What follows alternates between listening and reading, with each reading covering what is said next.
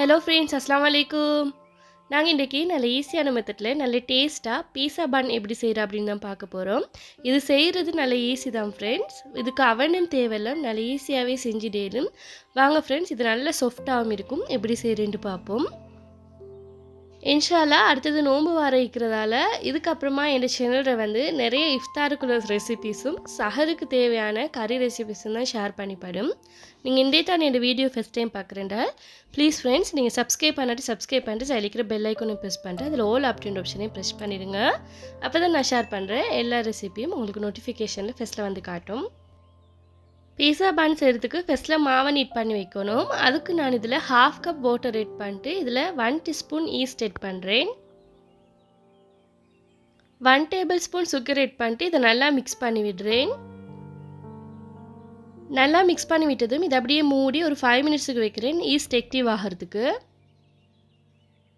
East கொஞ்சம் active ஆகினதுக்கப்புறமா இதில் 1 எக்கை உடச்சி ஊற்றிட்டு இதையும் நல்லா மிக்ஸ் பண்ணி விடுறேன்.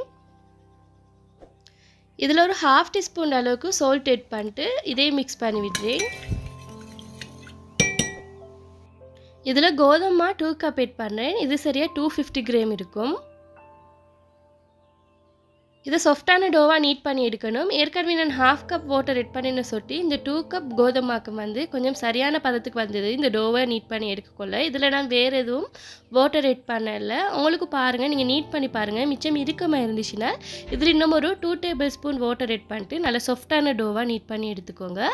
இதை கொஞ்சம் லைட்டாக நீட் பண்ணதுக்கப்புறமா 1 டேபிள் ஸ்பூன் ஆயில் ஆட் பண்ணிட்டு இதை நல்லா சாஃப்டாக நீட் பண்ணி எடுத்துக்கிறேன்.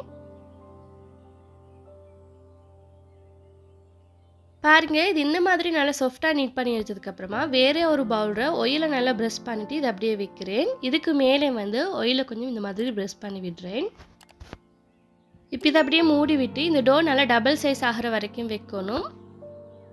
இங்கால போன்லெஸ் சிக்கனை இந்த மாதிரி சின்ன பீஸாக கட் பண்ணி வச்சுக்கிறேன். இது சரியாக 200 கிராமிக்கும். இதில் 1/4 டீஸ்பூன் மஞ்சளும் 1/2 டீஸ்பூன் சில்லி பவுடரும் மசாலா ஒரு 1/2 டீஸ்பூன் ஆட் பண்ணிட்டு சால்ட்டும் உங்களுக்கு தேவையான அளவு மாதிரி ஆட் பண்ணிட்டு ஜிஞ்சர் கார்லிக் பேஸ்ட்டும் ஒரு 1/2 டீஸ்பூன் ஆட் பண்ணி இது நல்லா மிக்ஸ் பண்ணி விடுறேன்.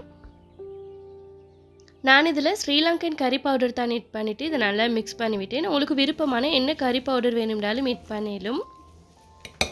2 டேபிள் ஸ்பூன் ஆயில் ஆட் பண்ணிட்டு ஆயில் நல்லா ஹீட் ஆனதுக்கப்புறமா இந்த மிக்ஸ் பண்ணி வச்சுருந்த சிக்கன் இதில் ஆட் பண்ணுறேன்.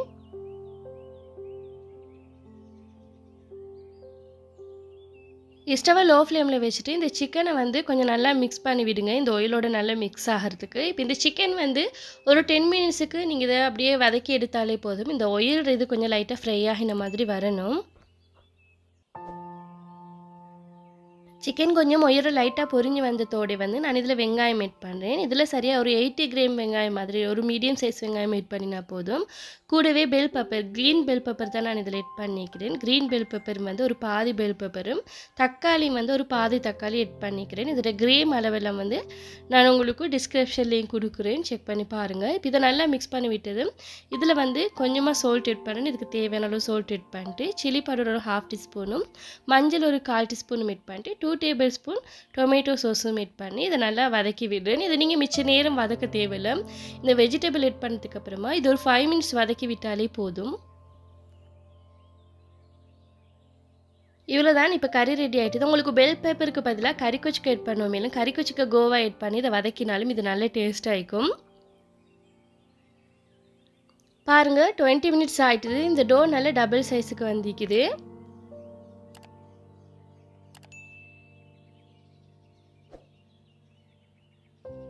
நான் இதில் இந்த மாதிரி கொஞ்சம் மாவை ஸ்ப்ரெட் பண்ணிவிட்டு இந்த டோவை இதில் வச்சுட்டு இதை 4ஆக கட் பண்ணி எடுக்கிறேன்.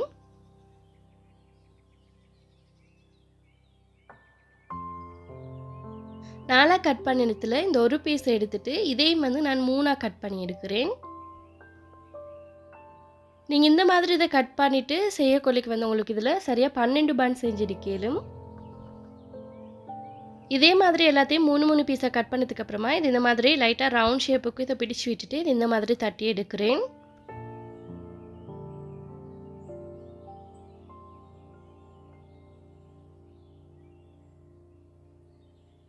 இது ரவுண்ட் ஷேப்புக்கு தட்டி எடுத்ததுக்கப்புறமா இதில் நான் மொசரல்லா சீஸ் தான் ஆட் பண்ணுறேன். கொஞ்சம் மொசரல்லா சீஸ் ஆட் பண்ணதுக்கப்புறமா இதுக்கு மேலே ஏற்கனவே குக் பண்ணி வச்சுருந்த கறி ஆட் பண்ணுறேன்.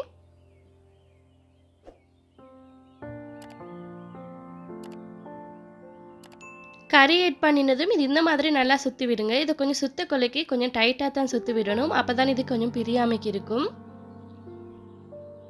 நீங்கள் கறி செய்கிறண்டால் இதே மாதிரி கறியை செய்யணும் அப்படின்னு இல்லை. உங்களுக்கு சோட்டிஸுக்கு விருப்பமான என்ன கறி வேணும்னாலும் செஞ்சு இதில் வச்சு இந்த மாதிரி சுற்றிட்டு இதை செய்யவும் மேலும் நீங்கள் அப்படி செஞ்சாலுமே இது நல்ல டேஸ்ட்டாக தான் இருக்கும். சும்மா நார்மலாக பொட்டேட்டோ கறி வச்சு செஞ்சாலுமே இது நல்ல டேஸ்ட்டாக தான் இருக்கும்.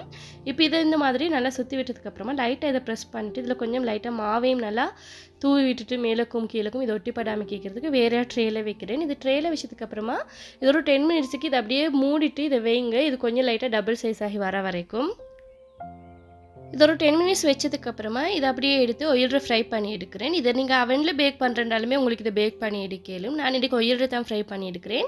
ஒயிலில் ஃப்ரை பண்ணி எடுத்தாலுமே இது நல்ல டேஸ்ட்டாக தனிக்கும். இதில் மிச்சம் ஒயில் பிடிக்கவும் மாட்டாது. சும்மா நீங்கள் அவனில் பேக் பண்ணின மாதிரி இது நல்ல டேஸ்ட்டாக வரும். ஸ்டவை லோ ஃப்ளேமில் வச்சுட்டு 2 பக்கமும் நல்லா கோல்டன் ப்ரௌன் கலர் வர வரைக்கும் இதை ஃப்ரை பண்ணி எடுங்க. பாருங்கள், இது நல்ல கோல்டன் ப்ரௌன் கலர் வந்திக்குது. இது அப்படியே வேறையே எடுக்கிறேன். இவ்வளோதான் ஃப்ரெண்ட்ஸ் இந்த பீஸா பன். நீங்களும் ட்ரை பண்ணி பாருங்கள். இது நல்ல டேஸ்ட்டாக வரும். உங்களுக்கு இது மாதிரி நிறைய இஃப்தார் ரெசிபி பார்க்கணும் அப்படின்னா மேலுக்கு லிங்க் கொடுக்குறேன், செக் பண்ணி பாருங்கள். டிஸ்கிரிப்ஷனில் லிங்க் கொடுக்குறேன். உங்களுக்கு இந்த ரெசிபி பிடிச்சிருந்ததுன்னா ப்ளீஸ் ஃப்ரெண்ட்ஸ் லைக் பண்ணுங்கள், ஷேர் பண்ணுங்கள், கமெண்ட் பண்ணுங்கள். மறக்காமல் சப்ஸ்கிரைப் பண்ணிட்டு சைடில் இருக்கிற பெல் ஐக்கானையும் ப்ரெஸ் பண்ணிவிடுங்க. தேங்க்ஸ் ஃபார் வாட்சிங்.